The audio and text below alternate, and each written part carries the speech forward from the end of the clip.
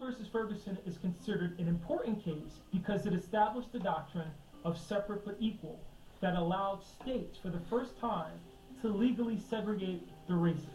One of the reasons that Homer Plessy brought suit was because of the difficulty in enforcing segregation in states like Louisiana.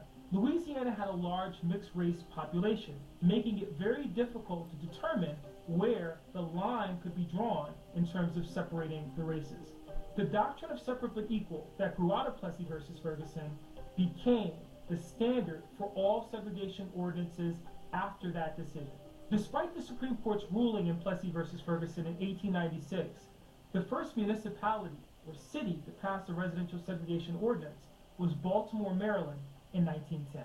The Supreme Court's landmark ruling in Brown versus Board of Education in 1954 ultimately was the death knell for the doctrine of separate but equal established in Plessy versus I'm Ron Miles. I'm the president, founder, CEO of the RJY Chick Webb Council. That is a 501c3 organization. But I want to let you know here, the Chick Webb Rec Center, it was Chick Webb's death wish. Although we had a lot of stuff going on here in Baltimore, you know that the center's public facilities didn't get desegregated until about 1954. But the black community was definitely up in arms. So the YMCA and the city of Baltimore financially couldn't put a public recreation center for blacks in Baltimore. But it was Chick Webb's death wish, in that what he has said to Dr. Ralph Jonathan Young, because all of the philanthropy that he had done up in New York, he indicated that he wanted a place for black kids in Baltimore. And what happened in February 1940, more than 7,500 people appeared at the 5th Regiment Armory here in Baltimore. The tickets was $1.15. I tell you, I think that may have a value about $25 today. I'm not sure. You can look that up. But anyway, up in New York, they had the rhythm band, and they came here to Baltimore. So this is really the only center in America that was built not only by black folk, but by nationally known black folk. Those folks who participated in that particular concert was Joe Louis, served as the MC. The performers included Ella Fitzgerald, Jackie Moms Mabley, Duke Ellington, the Ink Spots, the Nicholas Brothers. All of them came on behalf of Chick Webb to help build this center in 1940. Now here's some historical footage from those artists who helped raise funds for the Chick Webb Center.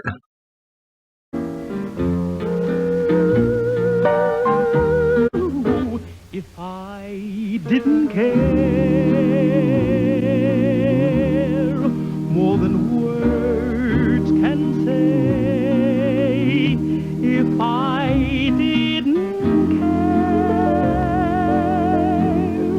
would I feel this way? If this is not love, then why do I thrill? And what makes my head go round and round while my heart stands still? If I didn't care. A tisket, a tasket, a brown and yellow basket. I send a letter to my mommy. On the way I dropped it, I dropped it, I dropped it. Yes, on the way I dropped it. A little girlie picked it up and put it in her pocket. She was trucking on down the avenue with not a single thing to do. She went a-pecking all around. When she spied it on the ground, she took it, my little yellow basket. And if she doesn't bring it back, I think that I will die. Soon come back to me, but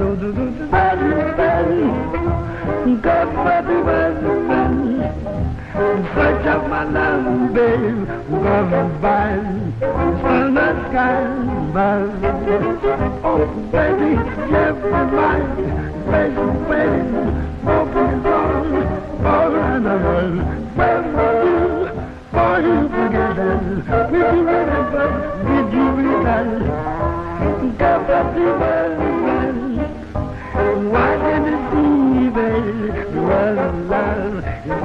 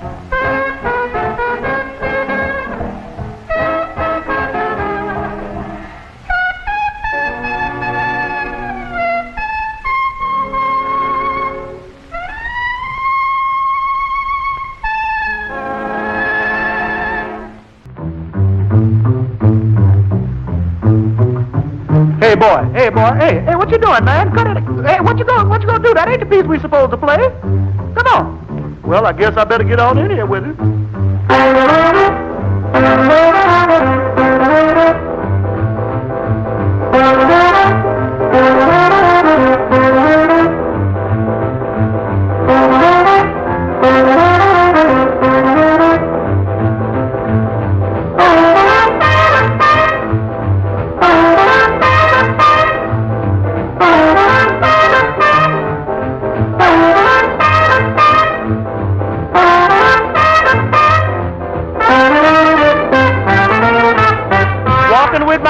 She got great big feet.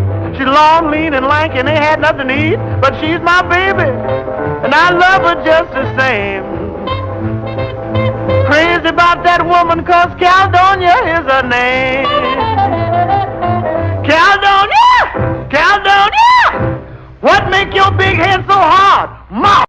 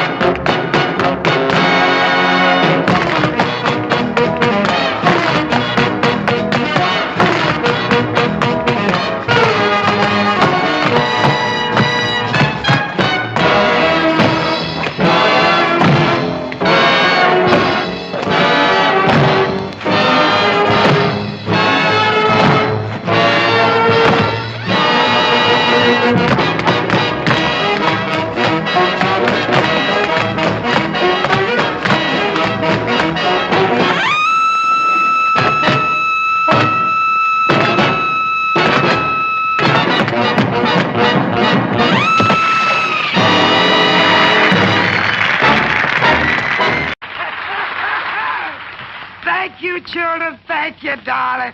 I know you children all relaxed back there, sitting back there. Look at it, Bob. You think you're going to hear some jokes, don't you? Well, Mom don't know none. Mom don't know no jokes, but I can tell you some facts. Don't believe in them fairy tales in the first place. So don't look for none, 'cause that Mother Hubbard going to the cupboard after dog bones and things like that, that never happened. Mother Hubbard had her gin in the cupboard and one of them squares. You know how your friends can come in, them chiselers and drink here. So she used to tell them she'd go in the cupboard to get a dog a bone. She's going to get her a nip. Mother Hubbard was plenty hip, and you believe that. Another thing, wait a minute, honey. You'll have to laugh a little louder. Mom can't hear you up there. That's it. Thank you very much. See, I can't hear very good. Mom tell you how that happened. When they sent for me to come down to Washington. They had some business they wanted me to tend to down there. They sent for me and sent me an airplane ticket. Now, I ain't scared of an airplane. I'm no square, but as you young children say, it just never moved me, you know, to ride in no airplane. Sure enough, no sooner than I got in the plane, they strapped me down. The plane ain't got up no ways hardly for something would clunk up in my head like that. I ain't heard nothing since. Both ears stopped up. Oh, I was so sick.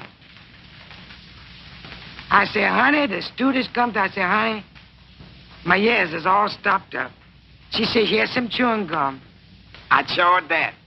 That ain't unstopped them. I got right limp. I said, do something for me, honey. I'm dying. She said, drop your jaws. And I misunderstood her. They grounded me in Baltimore.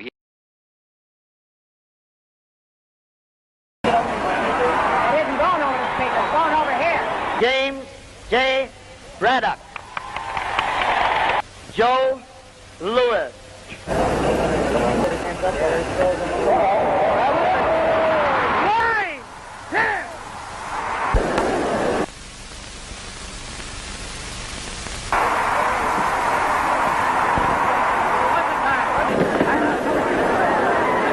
I'd like to thank Ron Miles, president of RJY Chick Webb Council, for his research and development in bringing this story to light. I'm Wayne Randall, producer of the Life, Legacy, and Wish documentary of William Henry, fondly known as Chick Webb, along with my fellow producer, David Murphy. Many have known Chick Webb as the jazz drummer king, band leader, who was a big influence of the career of jazz queen Ella Fitzgerald and his philanthropy in New York City. Few know of his indirect philanthropy and legacy in his hometown in Baltimore, Maryland. Chick's wish was to deter youth from the life of juvenile delinquency to become good citizens. This wish led to the development of the Chick Webb Memorial Recreational Center. Baltimore's recreational facilities were white only until desegregation in 1954. The Chick Webb Memorial Recreational Center's idea began in 1938 and was completed in 1947 over an 8-year venture guided by Dr. Ralph Jonathan Young and a recreational committee consisting of prominent Negro professionals now referred to as African Americans.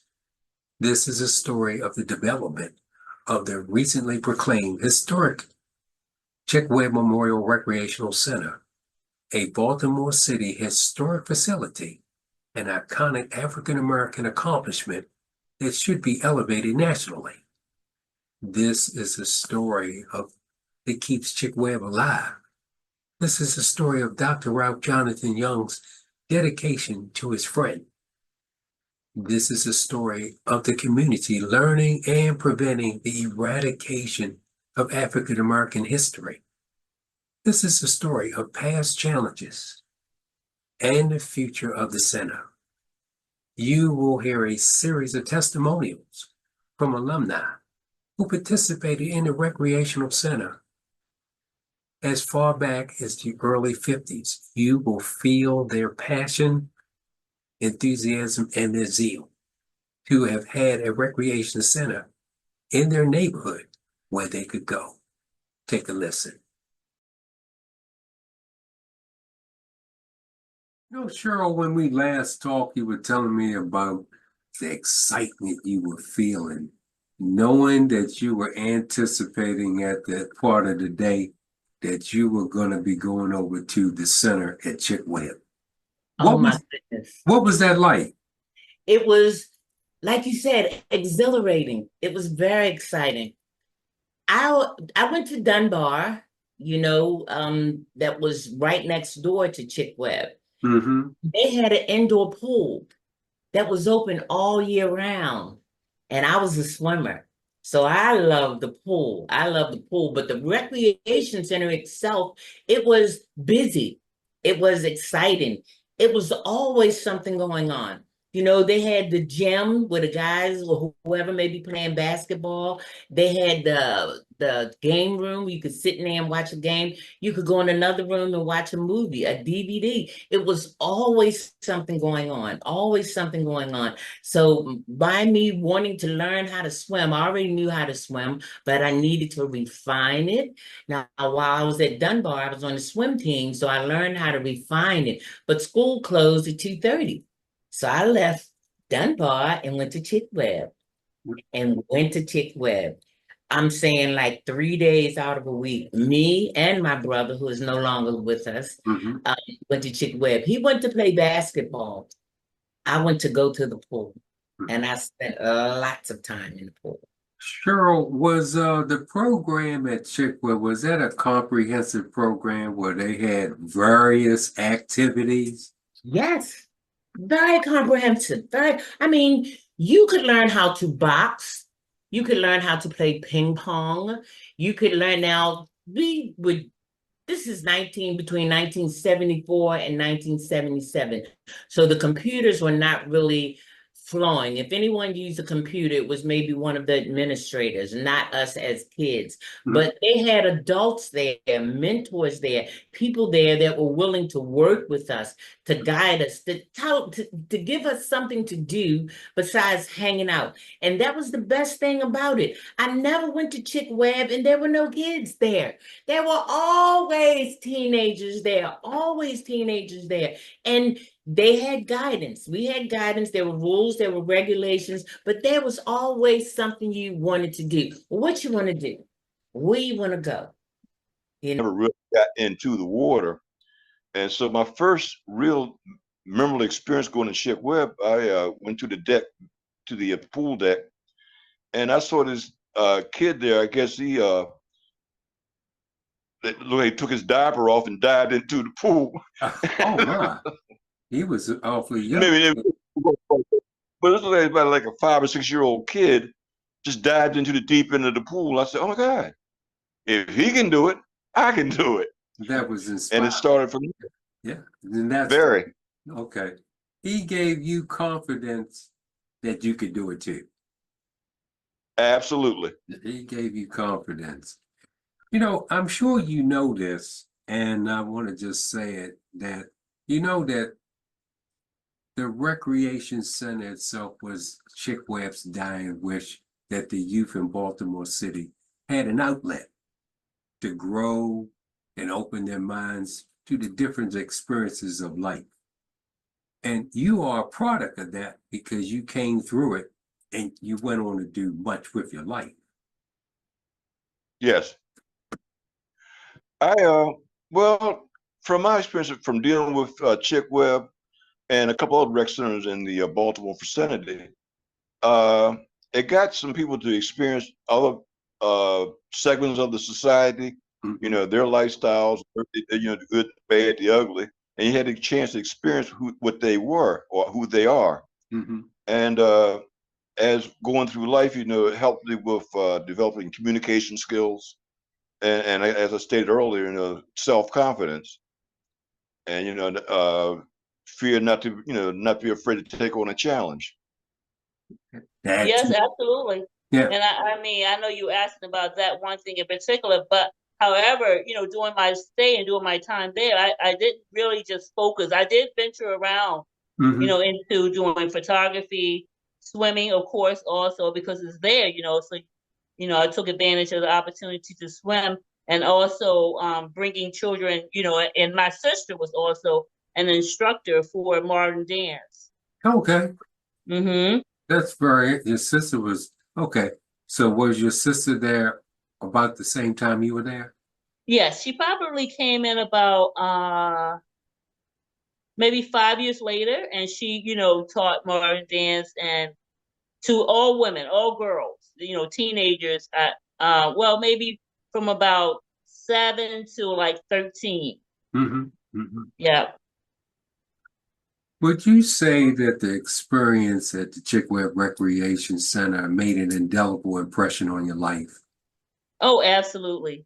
When nobody has really ever asked me about it, but when I go back and really think about everything that happened, I mean, number one, I couldn't have done it without Chick Webb. One of the things that was so powerful, which I did not understand, a young lady in my 20s, I was going there for the benefit, but I never thought about how much it cost.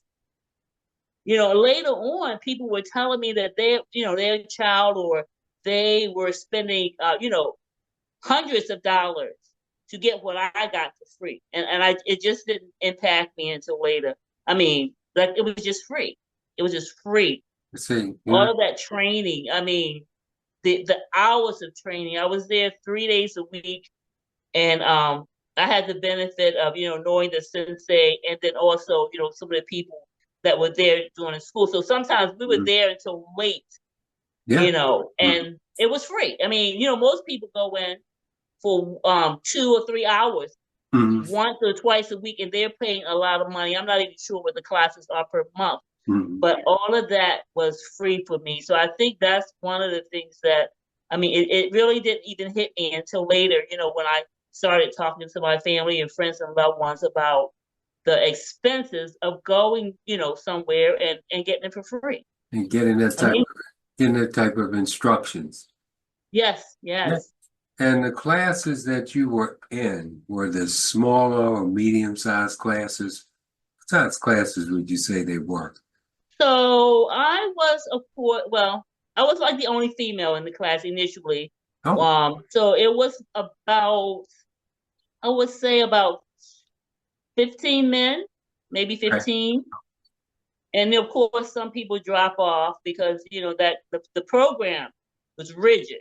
I mean, I would imagine. There was no play there. I mean, I didn't really have a real life, but the program was very rigid, very disciplined, very organized, very, challenging, So it started off, for a lot of people, about 15, but as time went on, some people dropped off. And I think towards the end of the program, it was like 5 people, to receive their black belt and second degree black belt. And then we started to instruct after that. Well, and I probably had between 10 and 15 students 3 times a week. Well, when I started to instruct.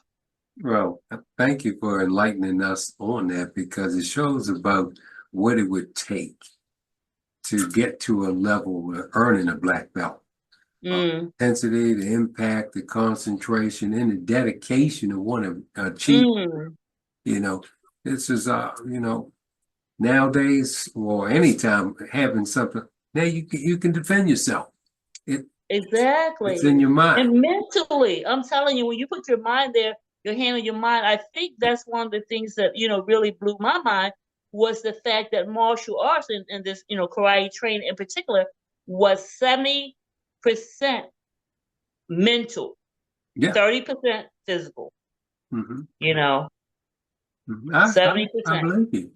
I believe you. It's and even sometimes if you needed to walk away or run away, that's still, in the area of defense. Whatever. I Yeah. have another question I want to ask you. Would you say that the center made an indelible impression on your life? Yes, it did. Mhm. Of course. Okay.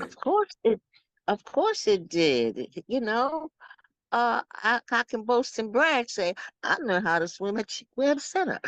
Yeah. Yeah. I mean, you're right. That was an achievement. Yes, You know how to swim uh, and save your life. that was a big achievement. Not only was it a big achievement, it taught us not just to swim, all the other things, you know, the backstroke, the butterflies, all that other stuff. They taught us all these type of things. So when I see these things at the Olympics, and I say, I used to do that. I used to do that. You Yes. know, Mhm. so sure. All It of those, reminds me of my youth, yeah, all of those you things, know. confidence builders. Of course it yes it did. Yes it did. And I was very pleased with myself, you know. And not only that, they gave you if you qualified to win one, you know, little trophies and Hmm. everything. Hey, I pat myself on the back. I did that. I did that at Chick Webb Center, you know. Where else was I going to learn how to swim? Well, you were Huh? right there to be a part of this opportunity and a part of the legacy of what he wanted Yes. for youth at that time during that period. That's what he wanted. And that's really what this is about, to talk to alumni, participants, and people who came through like yourself and many others that got something out of it, and you went on with your life and lived a full life, had a career, whatever else Yeah. with your life. Now, here's a Yes. question. Are there people that you ever run into that were part of that era that you see now? Uh, I can't say I can't say I really I can't say I did Okay. really. Yeah. I mean, that You know, was quite a long time ago.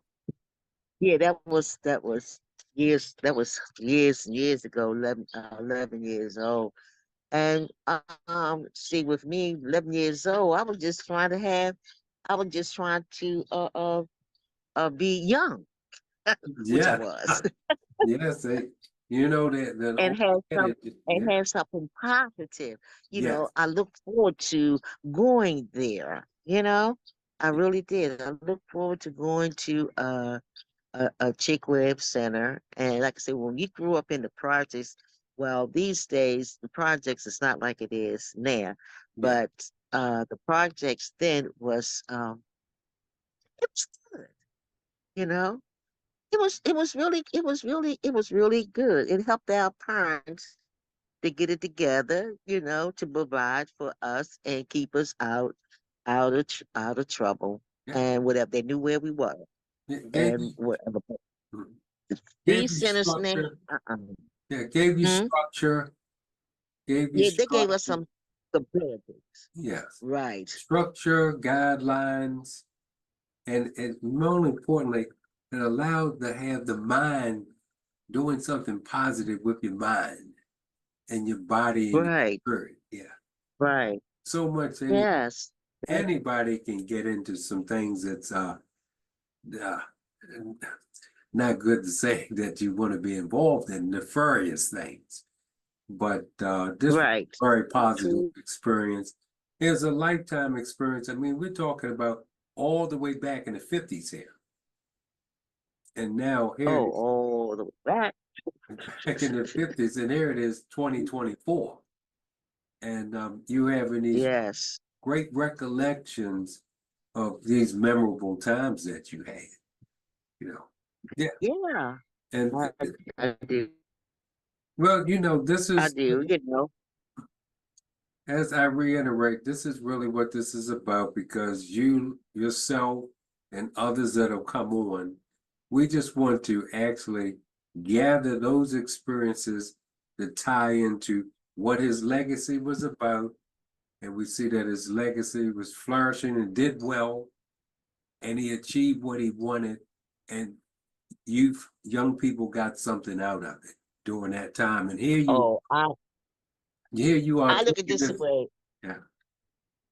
To me, I feel as though that anyone that had participated in going to Chick Webb got something out of it. Yes. Believe Mr. Gray, you were telling me that you really enjoyed the era where you were able to join in and come to the Chick Webb Recreation Center. At the time, let's go back a bit. Those programs, what programs were you mostly interested in when you got to the Chick Webb Recreation? Well, when I got there, when I first started going there, my guess primary interest was the swimming. Later on, I got involved with ping pong, and we learned how to shoot pool there also. There were a lot of other activities, but my primary one was swimming. I'm glad you said that because, as we know, Chick Webb was a musician. He was a drummer. Correct. And that's the beautiful part about this, because you guys were a part of his dying wish that the youth in Baltimore City, as I said before, and I reiterate, would have an outlet to be able to experience the things in life that a lot of times youth in the city don't have. You know, they probably just wandering about, and you can get in all kinds of trouble. But through the time you were there, I'm sure you made friends, right? Tell us what that was about. Yeah, you made a lot of friends there. I lived in the Douglas Projects, which was about not even 1/2 mile from the center. Maybe give or take, I'll say maybe 1/2 mile from the center. And all the kids from the projects would go over to Chick Webb certain times of the day to go swimming. So a lot of my friends in Douglas Projects, I lived in Dallas Court. We would go over there. One of my best friend Charles, he would go also with me, and matter of fact, he got on the swim team also. So a lot of my high school and elementary classmates also went there. So we got closer, as it were, as we went. Thank you for that. Now, we're going to go back a little bit in hindsight. Now, this is a far reach. Do you remember what year that was? You are reaching, but let me I'm sure I'll get close with this one. Let's see.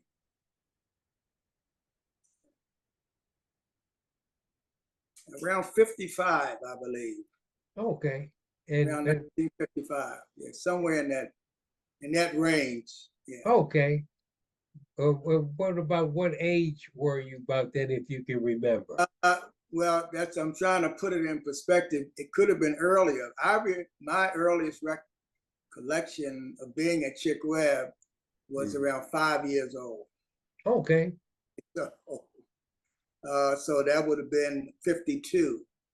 And I remember learning how to swim pretty close to that time, going over there to swim. So that's how far back it goes. Well, as I said, this was a far reach, but all of those things that we're bringing out to bring to the forefront for people like you, me, and the general public is going to see this, it's all going to bring about the authenticity of what his dream was about.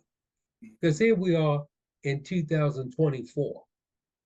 I mean, like in most cities, you can look around, you can see the youth, they're in the news.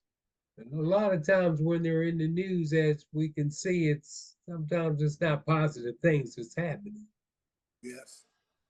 But we're living in a time where they have the outlets. But as I say, it's the mind and what's going on at home. Because if you have the parents at home, or mother or father, whoever you have at home, say, why don't you go down here? Why don't you do that? Why aren't you in the library? if they can't send you to a summer camp. As long as you have some place that you can go. But would you say overall, just the experience alone made an indelible impression on your life? I think the camaraderie, learning how to get along with each other, everything, you had your scuffles here and there, but just learning how to get along with each other.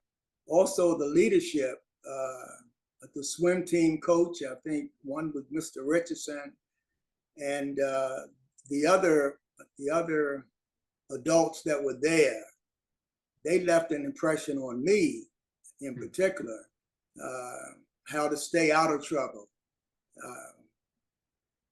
It put me on the right path, knowing that I could be more than what I was led to believe I could be. I could be more than a milkman. I could be more than a bread man. At that time, a lot of jobs that were looked down on were the ones that we were told were the only jobs that we were going to get. Yeah. But from Chick Webb and that experience, it really opened my mind, and that I could be more than what everyone was saying we as Black kids could be. Yes. I got lifeguard training. Yeah, tell us a little bit about that. There. Yeah, tell us a little bit Right about over that. there, 16 years old, my first job was right up there at Clifton Park Swimming Pool, where it's just integrated. Yeah. My training came from Chick Webb Center under the guidance of Mr. Garrison at the time. He was the swim coach. He was the swim coach, Right. swim instructor. Yeah. He wore a few hats over there. He was the swimming coach. He was the surrogate father. I remember you mentioned was. that. He didn't, Mr. Nixon, he didn't mind going in your chest. Yeah, he didn't mind going in your chest. But we looked up to him. Yeah, he was a good role model, a positive role model. It sounded like it was something you needed at that time. Needed at the time. And I remember you kind of touched on your own life a little bit. My own life, he kept me out of jail. Did that. I knew the police was looking for me. He stepped in and kept me out of. Kept you on the straight and narrow. Kept you on the straight and narrow. Which, we know that any time any young people or older people get any type of problem with the police system, it's a bad thing. You got to mark on you for life because it's already bad enough. But what's happening now, what is taking place in the past in the school now, in the future, is really good that they're revamping his memory, his legacy, and Ron Miles and a lot of other people are advocates to push to keep this dream alive, because this is where our history could be eradicated and nobody knows about it. Because people say, well, that was 85 years ago. Well, it may have been 85 years ago, but still, what that wish or that desire or that legacy of it is still living on right now in the young people's lives today. Yeah, today. Like I said, we have young people that are participating in the Olympics right now in Paris. Somewhere 15 or 20 years before, they got some training from somewhere, I always thought these guys you interviewed, they came after me. Yeah. A lot of them did. Most of them. A lot of them did. No, most of them, when I mentioned you, they don't remember you. You came so much earlier than them. I think you said 1951. Yeah. I was looking at guys during that time, 56. Some of the guys was the whiteboard. I remember one of them was swimming at 56 Olympic. Yeah. But my cousin, Brandon Howard, okay, went up against him. Okay. Right out there at Clifton Park swimming pool. Okay. And how did that go? Well, he didn't beat him. Okay. But he was competitive. He was competitive, yeah. I always thought that with under the right conditions, some of them may have had a chance at the Olympics way back then. See, that's what we're talking about. We're talking about having a chance of being at the table.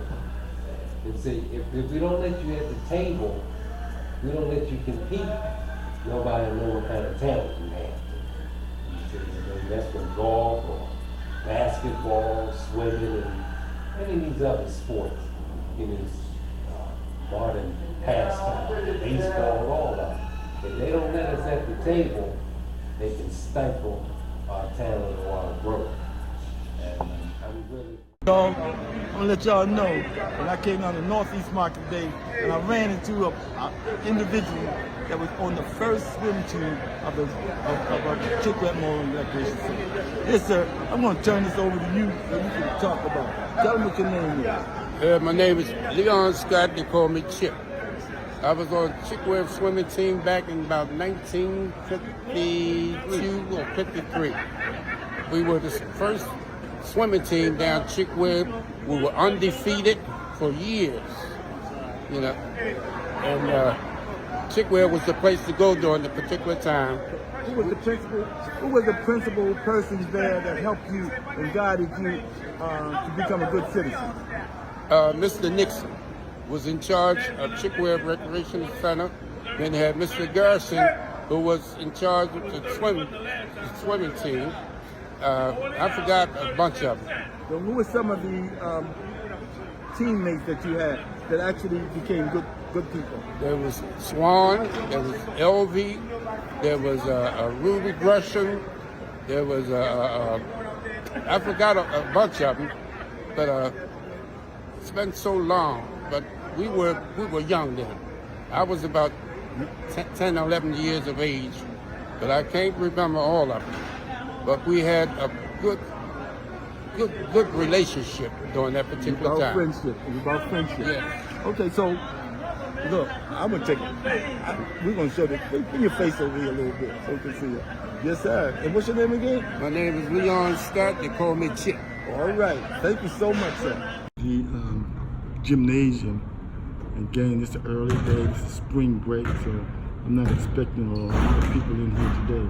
But this room here, this is where a lot of athletics take place. The floor looks very good. This is basketball. As you can see, I don't know what other kind of equipment they have here. But again, this is on the second floor of the Chick-Webb Recreation Center. Yep. I've spent many a day up here. Mostly we have games up in here. So let's take another little stroll down through the hallway. Yeah, going down through the hallways. Oh yeah, this is again Chick-Webb. And then you can see why we need to make improvements. And here's the restroom facilities. I guess this would be for the boys. Again, being that it's underutilized. And I went to the weight room. And then come over here.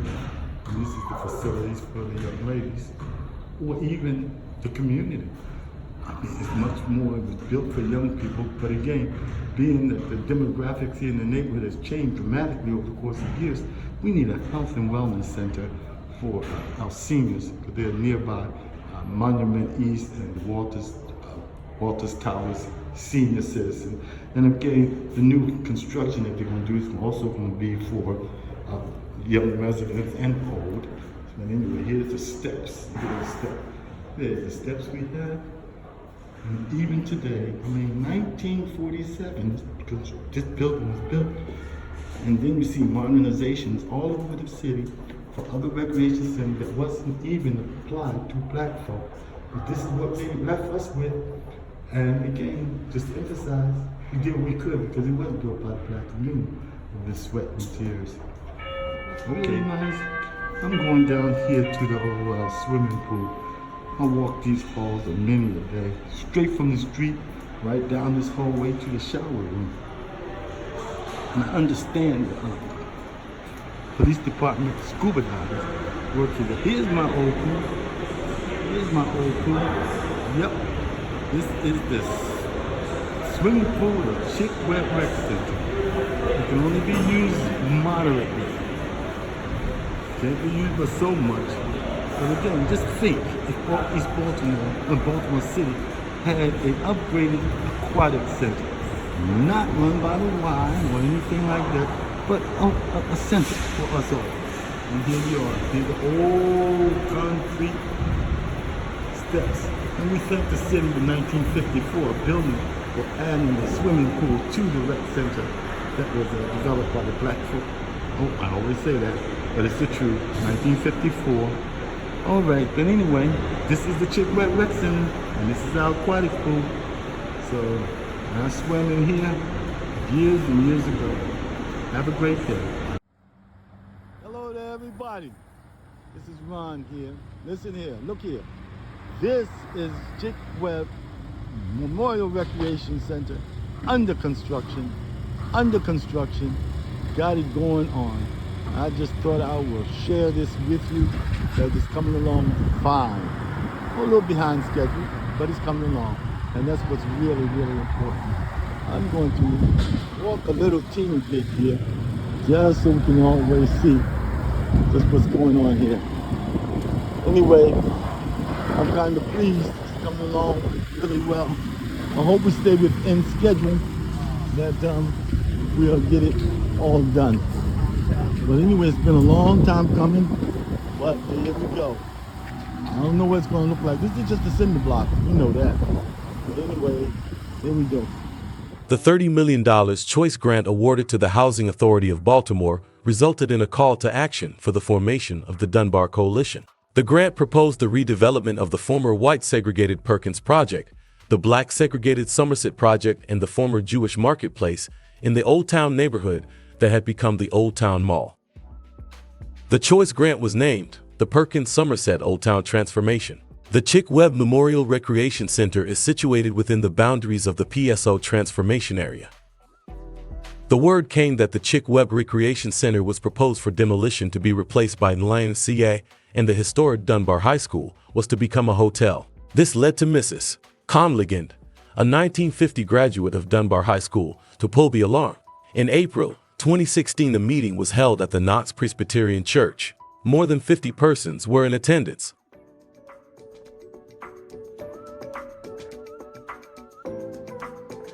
The grant proposed the redevelopment of the Perkins Project, Somerset Project, and the former Old Town neighborhood that had become the Old Town Mall. The coalition learned that historic designation requires a formal process. They engaged with the Commission for Historic and Architectural Preservation to understand the requirements and began advocating for the Chick Webb Center's preservation. Efforts included meetings with developers and the planning department, which recommended individual building designation. Despite challenges, the coalition focused on the Chick Webb Center, gathering over 200 petition signatures for its historic status.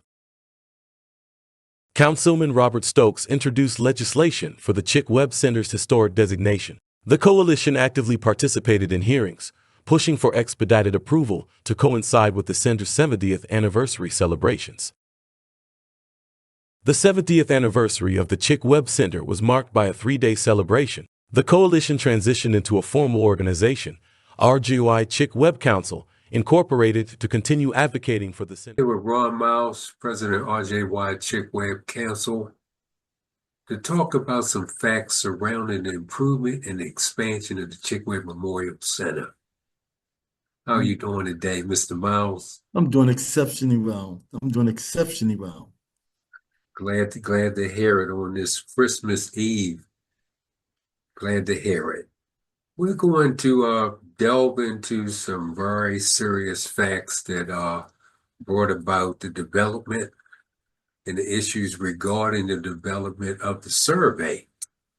Because you told me that the survey was very important as to, surrounding the council and the building and the structure and going forward in that direction. Can you elaborate a little bit about that? Yes, I just want to back up a little teeny bit again. Okay. I'm going to just share with you the role that the RJY Chick Web Council has played with the improvement and expansion of the Chick Web Center.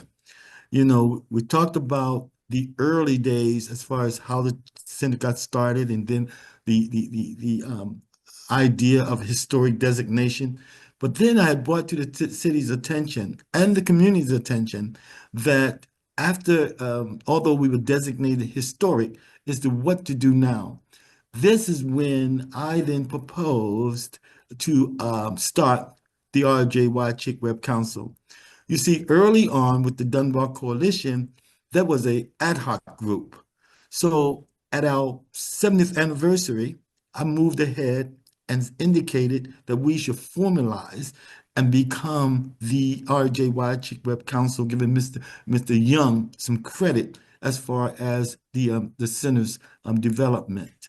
And that is where I began. But even right after the historic designation, I took a reprieve of maybe about a year, because the RJY Chick Web Council was not formalized as a 501c3 until May of 2019. Okay. And that was the kickoff. And simultaneously, that happened to be the same time that the Department of Recreation and Parks created a working group that will work with dealing with Chick Web.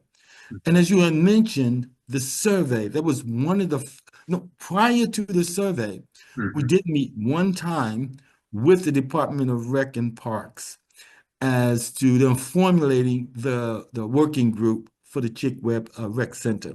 And that working group included not only RJY Chick Web Council, but also the bordering neighborhoods, neighborhood association representatives, et cetera, and including the Dunbar Coalition. I always have to mention them because that was the seed for where I had begun. But again, we, as the RJY Chick Web, we became the formidable organization that pushed for the improvement and expansion. So this was right at the time of the COVID. And the one thing that the Department of Rec came out with was a survey. Again, the survey is very important because once we now had designated and wanted to move ahead with the Chick Web Center, we now look at the survey as to how the center is going to be constructed. And what the Department of Rec did was put out a survey, and I believe it was open from April of 2020 and is closed at 5/20.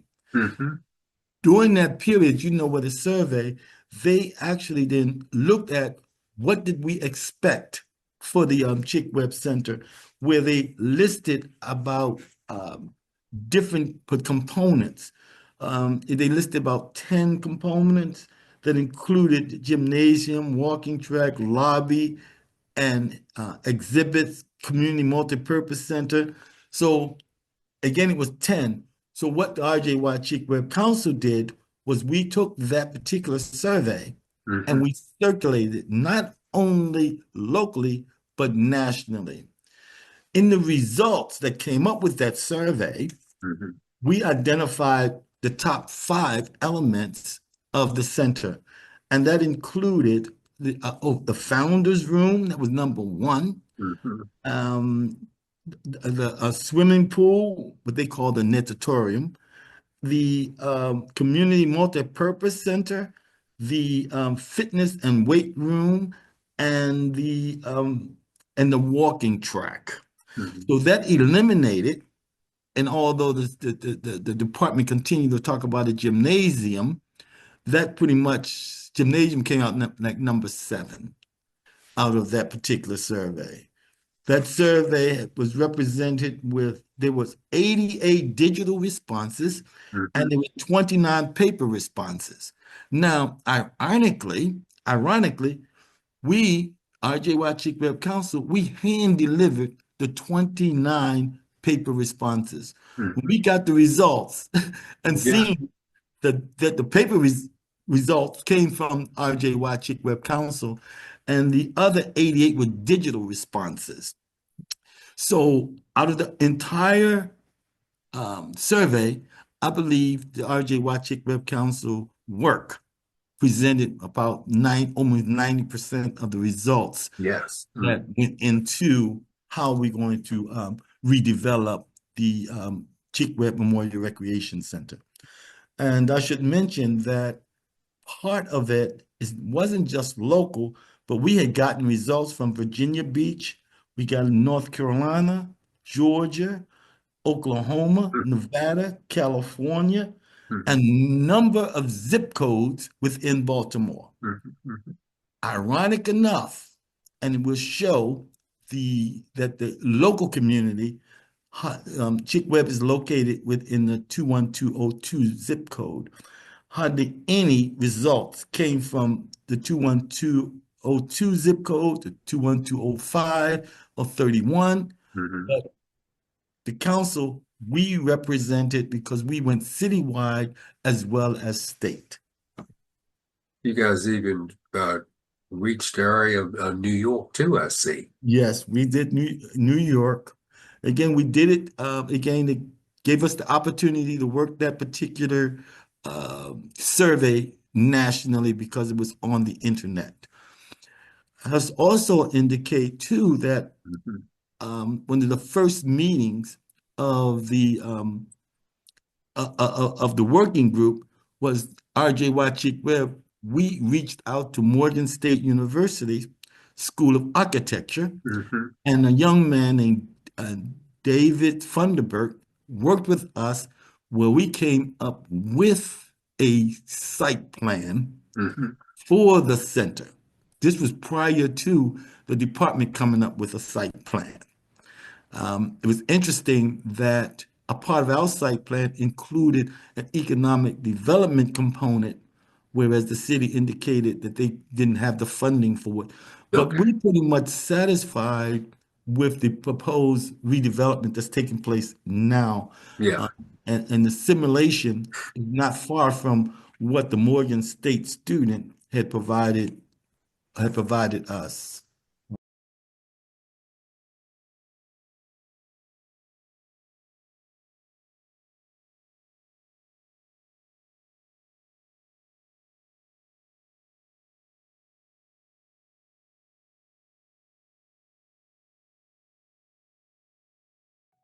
The Department of Recreation and Parks developed and issued a survey regarding the center's development. The survey period was April 2020, May 2020. The council promoted the survey via email and paper locally and nationally. There were 117 respondents. 90% were generated by the council. Of the 117, the department received 29 paper responses, all from the council that hand-delivered the survey, and results were attained nationally: Virginia, Nevada, Oklahoma, New York, and locally from East and West Baltimore zip codes. The survey resulted in areas of development: recording studio, health and wellness, the founder's room. Also, as part of the planning for the center, the council provided demographic research of the area that revealed a high percentage of seasoned residents. I'm glad you mentioned that because I have some information I'd like to bring in pertaining to what was going on at Morgan State. And maybe you can elaborate a little bit on that. Can you see that slide? Yes, I do. I see it. And does this have anything to do with the design that he proposed for the center? This is the design that the Department of Rec came up with. Okay. The Morgan sign poster is just a little different. Just a little different. But I'm happy about this particular design for the final construction, which is underway right now. It's supposed to be completed in May of 2025. Is the design from the gentleman from Morgan, this area here, this building? No, we had a different format. I had it on a board, and I had them side by side. But this is the final that the city came up with. Okay. This is not the program or the construction that was developed by the Morgan State student. Okay. But you guys already had something in mind as to what you wanted to add to it. Yeah, I mean, Well, not add to it. What it is was we presented our plan before Yeah. they came up with this plan. Okay. And there's some similarities within the plan that we presented and what they finally came up with. Because you would see here that on that northern end where they have kind of like a playground, we have proposed a courtyard. And not only that, but the where the courtyard is, we really had a cafe proposed for that particular area Okay. that was not part of the final. Okay. And you would also notice that on the addition, on the bottom poster, that whereas the city was initially proposing a gymnasium, when we were able to share with them the data that we've had collected, that then was transformed from being named the gymnasium more so to the multi-purpose area. So when you look at that addition that's going to be there, that's going to be more of the multi-purpose center, whereas hopefully be able to do educational stuff and cultural things like that, and not just another gymnasium. Yeah, yeah. More health and wellness and education. Absolutely. Cultural. Yeah, yeah. A gymnasium, no, that's not going to do it. This is going to be the new model. I like the direction of which this is going in. Yeah. And that's all came from the council. You guys' idea, correct? This just came from the council. So I don't know if I'd given you the picture of the Morgan. The Morgan, maybe I can share that with you. A picture of the Morgan the Morgan schematic. Yeah. I'll be able to share that with you. Well, okay. If you have it, please show it. Okay.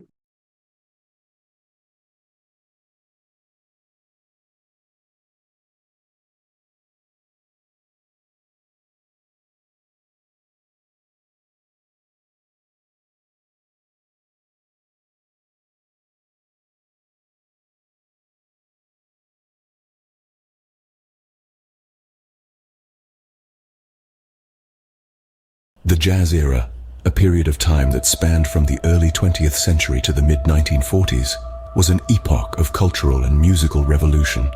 It was the time when African American communities, notably in New Orleans, gave birth to a new genre of music that would later be known as jazz. This period was marked by the rise of many influential jazz musicians who left an indelible mark on the music industry. And speaking of influential jazz musicians, it would be a mistake not to mention the Savoy Club in New York City. The Savoy was more than just a club. It was a cultural icon, a melting pot of talent, and the birthplace of many legendary performances. From the mid-1920s to the mid-1950s, the Savoy was the heart of the swing era, a place where both black and white musicians shared the stage, breaking racial barriers in the process. In the midst of this vibrant scene, a star was born. His name was Chick Webb. Chick was not your average drummer. Despite his short stature and a debilitating spinal condition, he towered over his contemporaries, beating the drums with a ferocity and skill that was unmatched. Chick Webb's career began in the early 1920s. He was a self-taught drummer, honing his skills on the streets of Baltimore before moving to New York City in pursuit of his dreams.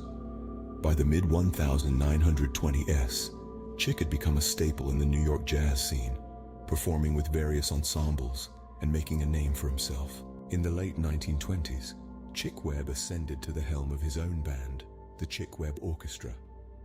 This marked a turning point in his career. The band quickly gained recognition for their energetic performance. RJY Chick Webb Council, Inc. has served as the prominent community-based organization within the Perkins Somerset transformation area, where the historic Chick Webb Memorial Center, and other African American historic assets are located.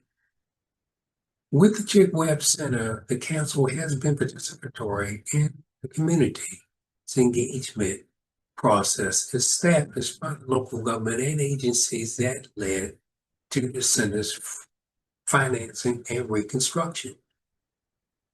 The Chick Webb Memorial Center story, an iconic African American accomplishment, faced a recommendation of demolishment, but instead became known asset for the community's transformation. There is a challenge to the community to continue to promote the center for its use to maximize the neighborhood and for the center to become nationally known as a Black iconic accomplishment that may lead to economic development and tourism. The call to action is for the community to negotiate the management and operation of the Chick Webb Memorial Recreation Center. The Chick Webb Memorial Recreation Center was built by a Black volunteer community of Baltimore. Its future should be locally based. Efforts can be made by the capacity of the RJY Chick Webb Council or other Black-led community-based organizations to promote and manage the center.